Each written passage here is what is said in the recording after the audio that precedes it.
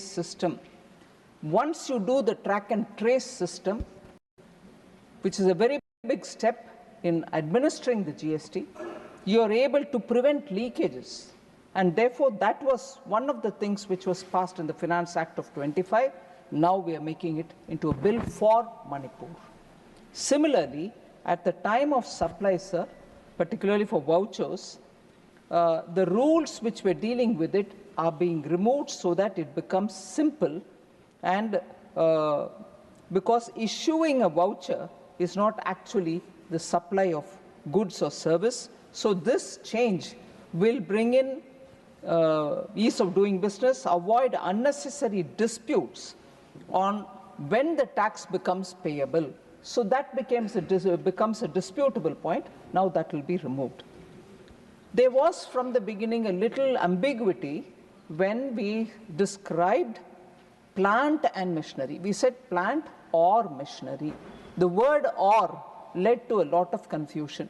So this time, through the February Finance Act, we have removed the word or and put the word and. Plant and machinery, and as a result, the ambiguity will be removed. But again, I'd like to confirm here, which is for the good of the people of Manipur, we made plant and machinery, removing plant or machinery, removing or. It's not going to be affected only from today. It will be affected from 1st July 2017, when the GST was originally for the first time brought to play. So as a result, people in Manipur, businesses in Manipur, enterprises in Manipur also will benefit from this removal of ambiguity, which the entire nation has benefited from, but Manipur has been denied because there was no government. Now we are giving that benefit to them. Also, sir, when there is a dispute, people are expected to pay 10% pre-deposit. We are only asking for 10% pre-deposit for appeals before the appellate authority or the appellate tribunal, even in cases where only the penalty is being challenged.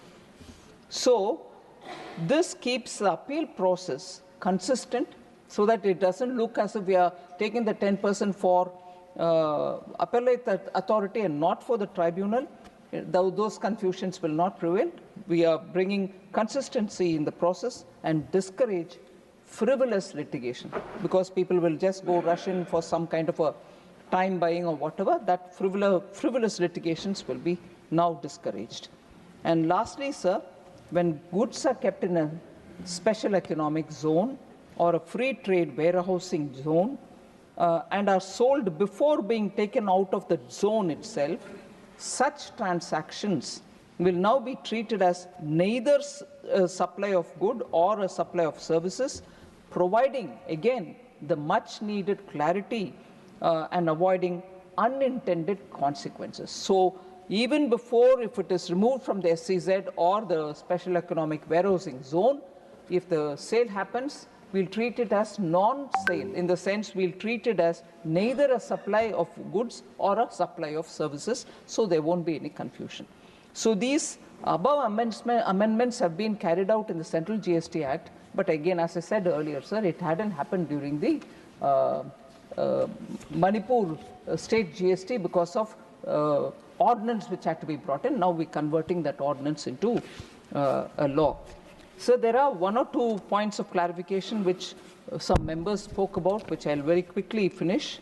In fact, there were 13 of them who spoke, and some of them did raise some issues.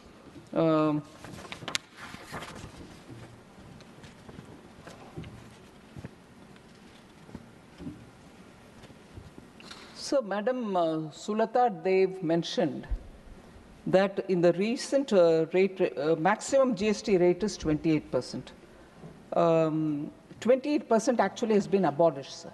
We don't have 28% anymore.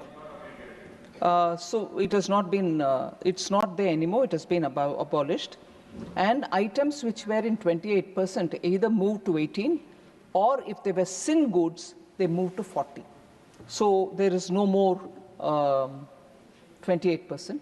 And when we say sin goods, we say demerit goods, such as tobacco products, have all gone to 40. So that is one thing, sir.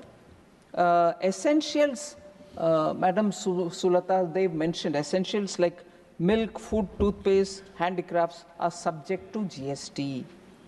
The rates of essentials have been reduced from 12 to 5%, sir. In fact, handicrafts have come to 5%. In fact, milk has no GST at all. It's never had.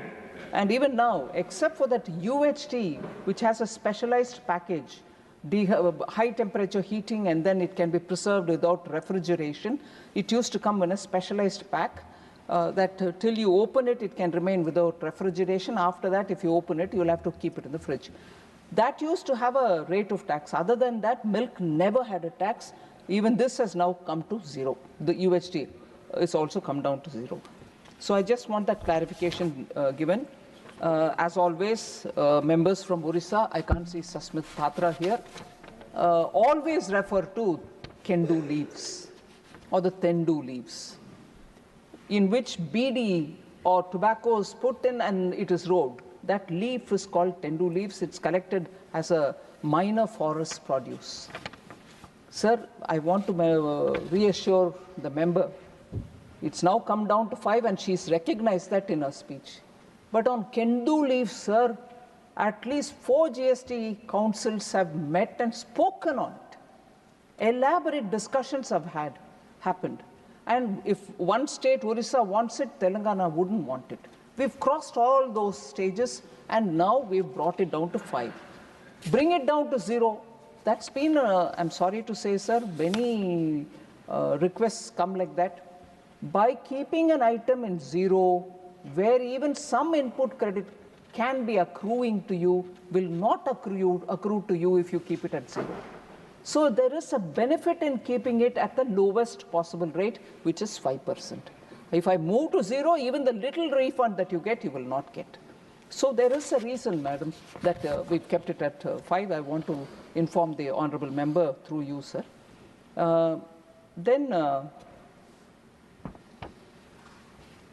Sri Ayodhya Ramireddy ji spoke about inverted duty structure, sir.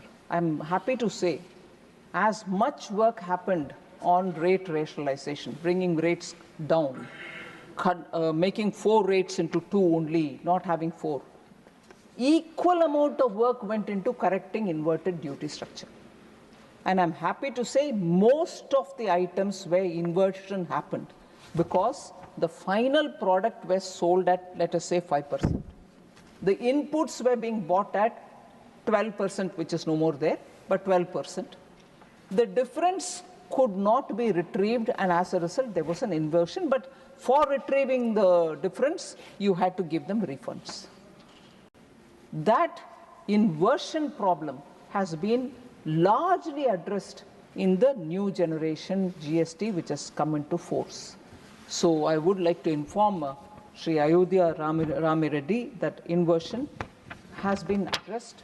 99%, there can be still 1 or 2 which we'll address as and when it comes about, sir.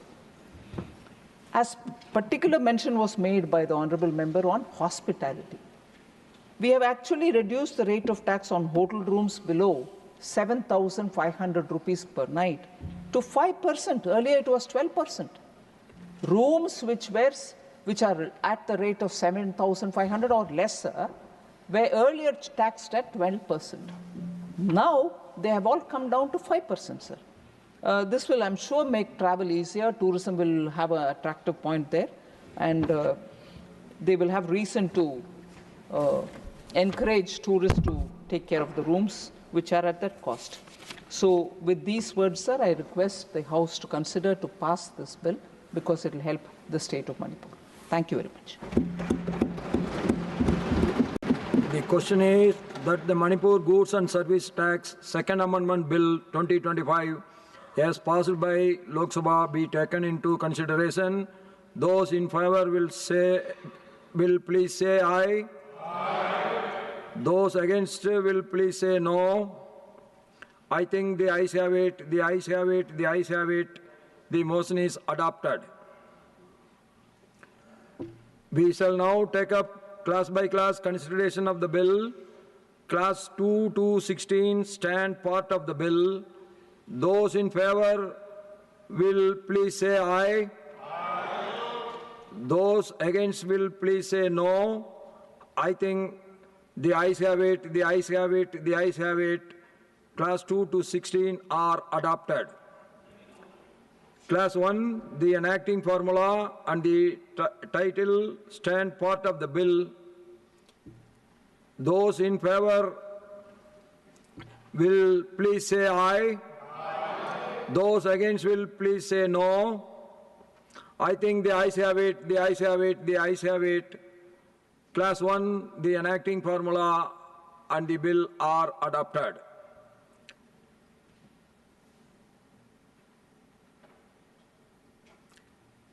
Srimati Nirmala Sitharaman to move. Sir, I rise to move that the bill be returned. That the bill be returned. Motion moved that the bill be returned. The question is that the bill be returned. Those in favor will please say aye. Aye. Those against will please say no. I think the ayes have it, the ayes have it, the ayes have it. The bill is returned. Special mentions.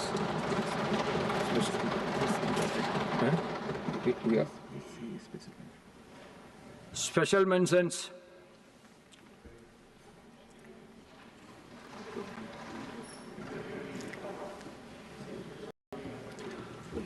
Dr.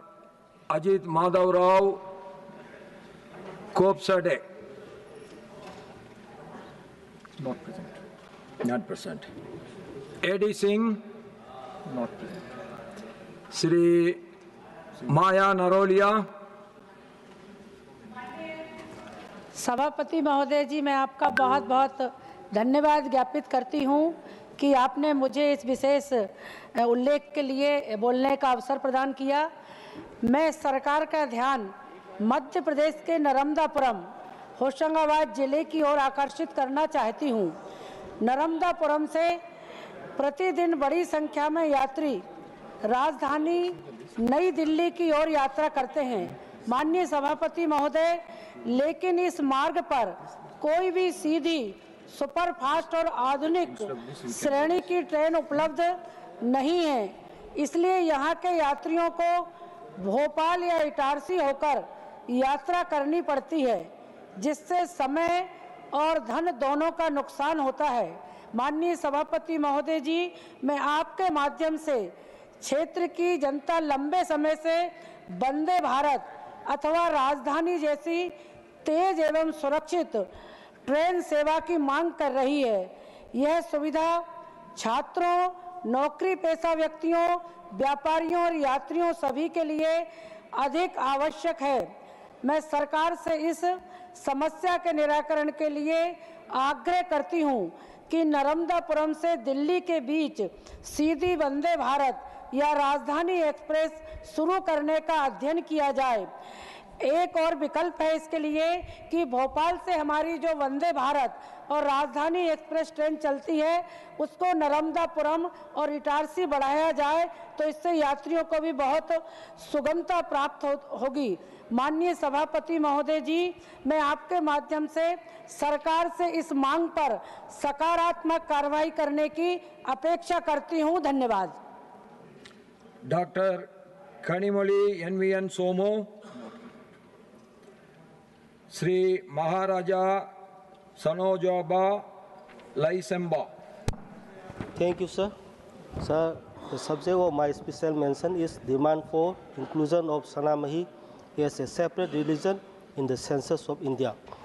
Sir, the Manipur Legislative Assembly, through an unanimous resolution adopted on 5 August 2022, had urged the Registrar General and the Census Commissioner of India to include Sanamahi as a separate religious category. The resolution reflects not only the collective voice of states' elected representatives, but also the long-standing sentiments of the Meitei community, for whom Sanamahi is an indigenous and ancient faith with unique religious practice, rituals, and the cultural heritage. Despite repeated appeals from scholars, civil society organizations, community leaders, and religious boards or authority like Langthong Sanamahi Temple Board and Uttara Sanglen Sana Konung, etc. The absence of an independent enumeration code for Sanamahi has led to misrepresentation and a dilution of the religious identity of its followers. Thousands of individuals continue to identify with Sanamahi in practice, yet have no appropriate category to record their faith in the census schedule.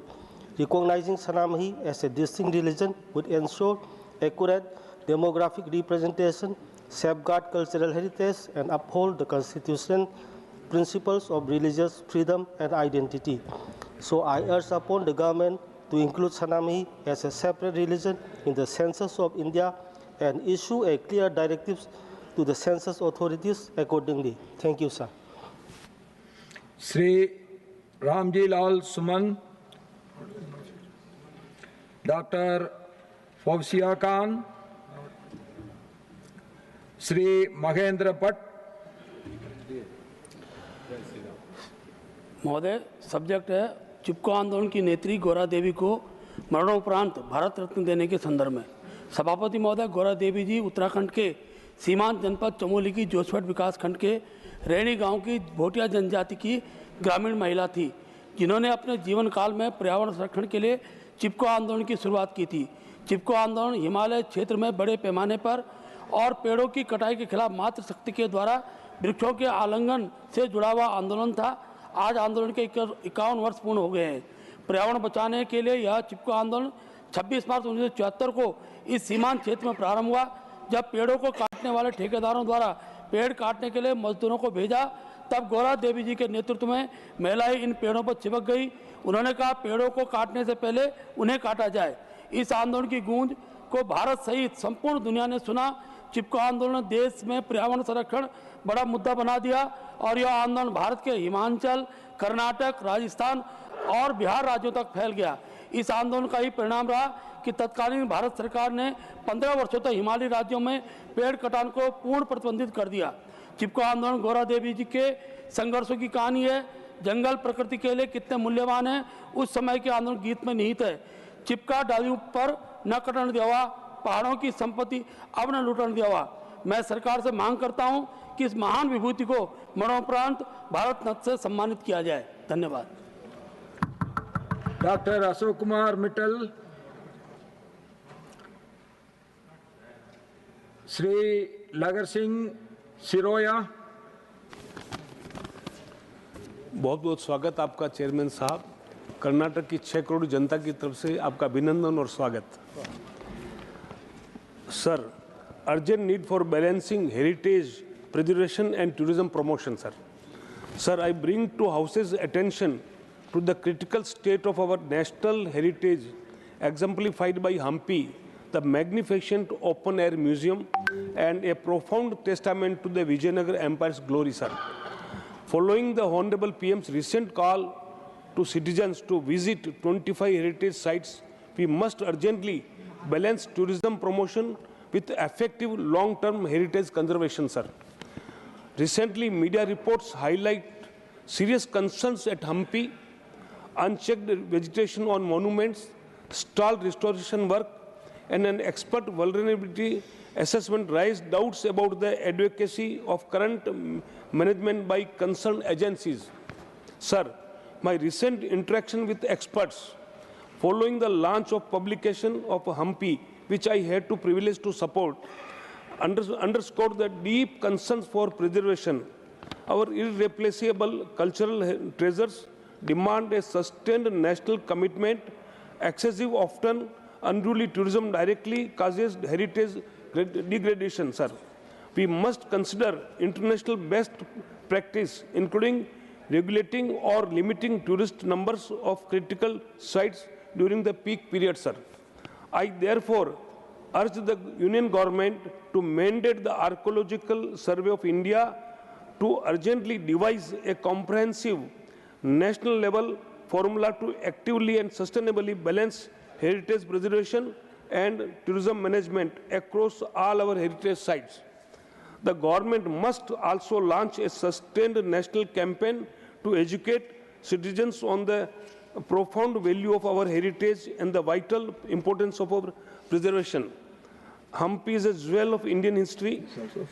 Its protection and that of all such sites is a paramount national and global responsibility. Let us act now to ensure the magnificence of our heritage endures. Thank you very much, sir. Dhanyavad. Srimati Rajini Ashokrao Patil.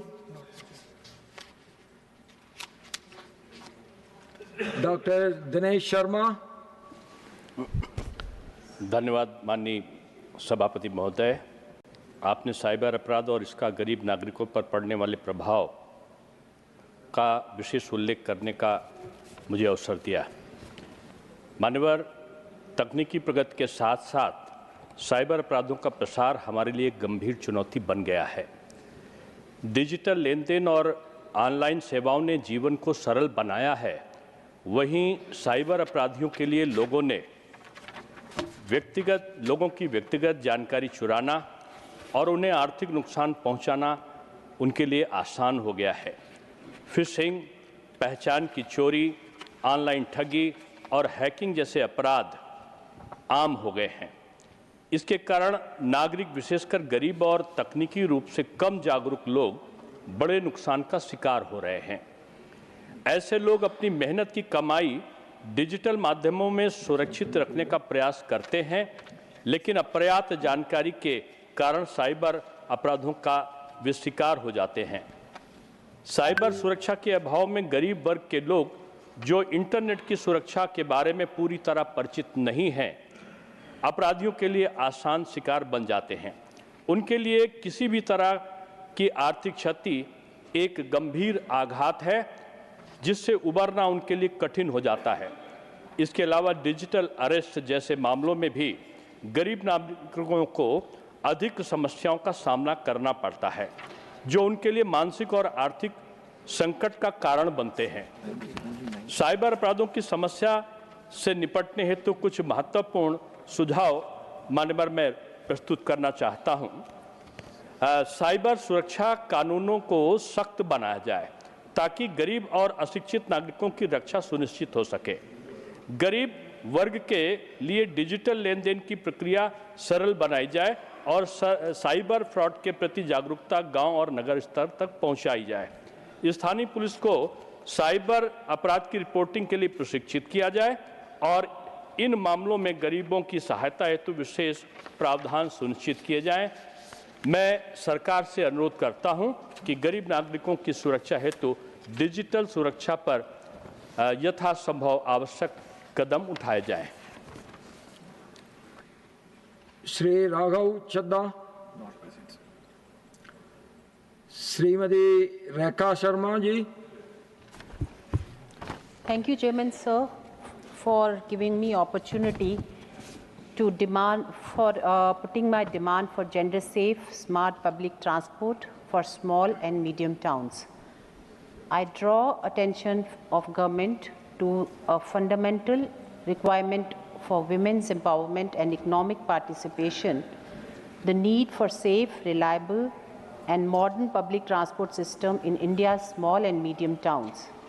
While metropolitan cities have seen improvement in bus fleets, metro services, and surveillance systems, thousands of women in Tier 2 and Tier 3 towns still face daily challenges simply in commuting to school, colleges, workplaces, hospitals, or markets. I humbly demand the creation of gender-safe, smart transport network across such towns. These need not be heavy infrastructure projects, but they can be practical, affordable, and quick implementable.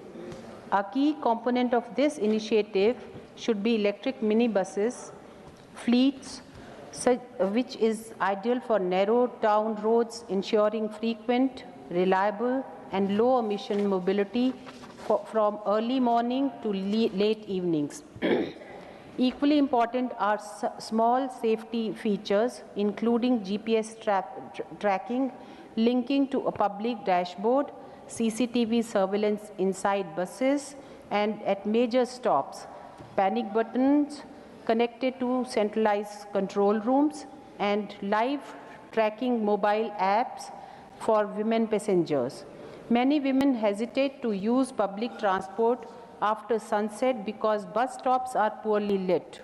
Solar-powered LED lighting, CCTV-enabled shelters, and clean seating arrangements can make a significant difference.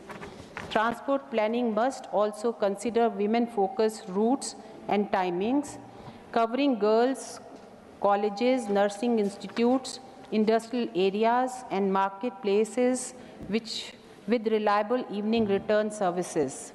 Additionally, employing women as conductors, supervisors, and control room staff will enhance confidence and create dignified employment. Safe mobility strengthens women's access to education, employment, entrepreneurship, and social participation. I urge the government to look into it. Thank you, sir. Sri Samik Patacharya ji. Thank you, sir, for allowing me. Indian Railways has made a major progress in safety, passenger facilities, cleanliness, and modernization under the leadership of our Honorable Prime Minister.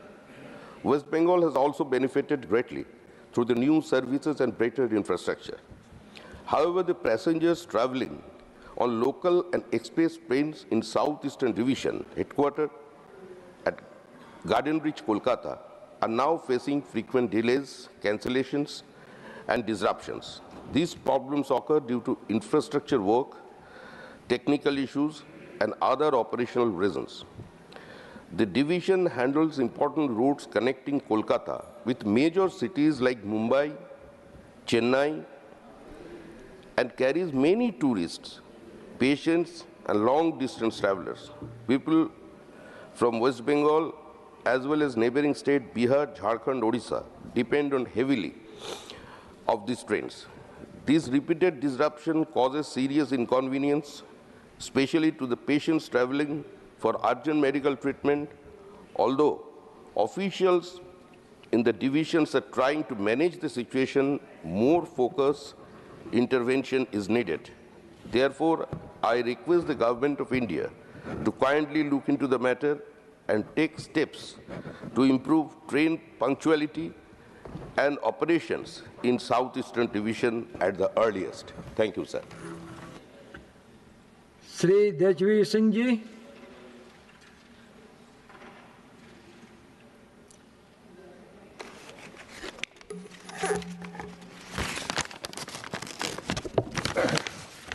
धन्यवाद सभापति जी।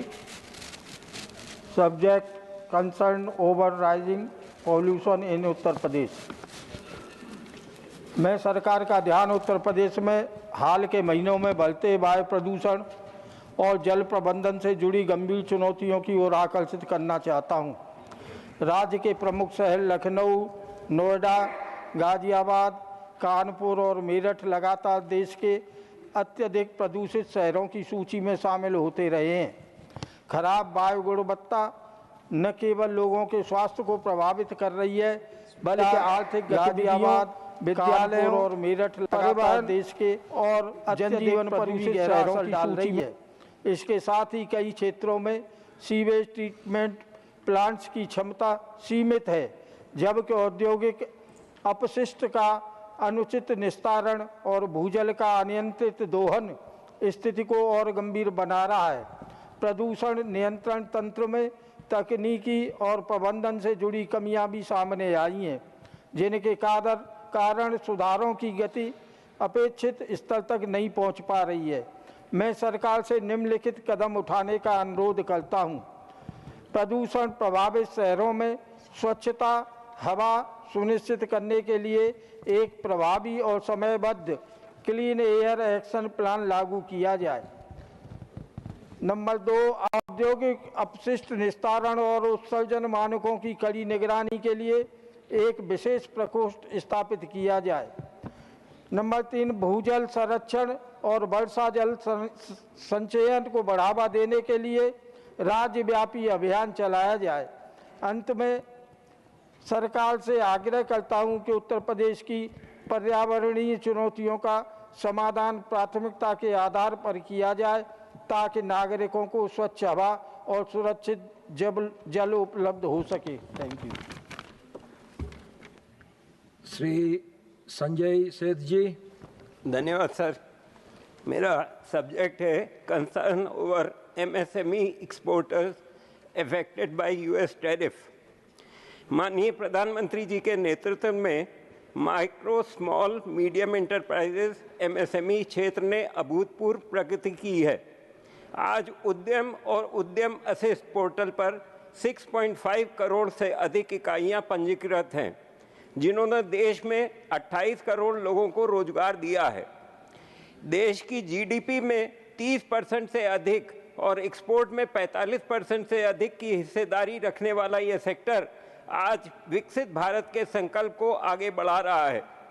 सरकार द्वारा PM Vishwakarma और PMEGP जैसी योजनाओं के माध्यम से छोटे उद्यमियों को जो सहायता दी जा रही है वह सराहनीय है, लेकिन वर्तमान में अमेरिका के द्वारा 50% टैरिफ के कारण हमारे MSME एक लिक्विडिटी क्राइसिस का सामना कर रहे हैं।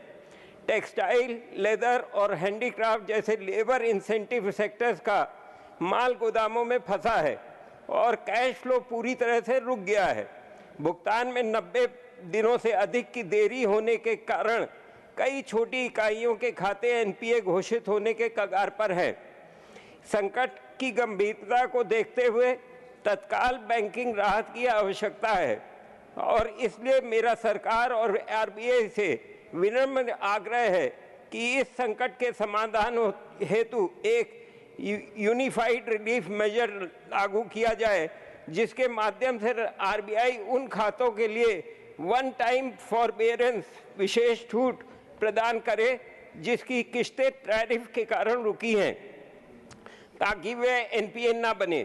साथ ही निर्यातकों को वर्किंग कैपिटल को सुचारू रखने के लिए इंटरेस्ट सबवेंशन स्कीम और रिपेमेंट मॉरेटोरियम को तत्काल प्रभाव से लागू किया जाए। यदि समय रहते MSME उद्यमियों को ये आर्थिक सहायता मिल गई तो हमारे 28 करोड़ रोजगार सुरक्षित रहेंगे और वो विकसित भारत के लक्ष्य में अपना योगदान देते रहेंगे। धन्यवाद। श्री त्रिची शिवा। श्री संत Balbir Singh ji. The House stands adjourned to meet at 11 a.m. on Wednesday, the 3rd December 2025.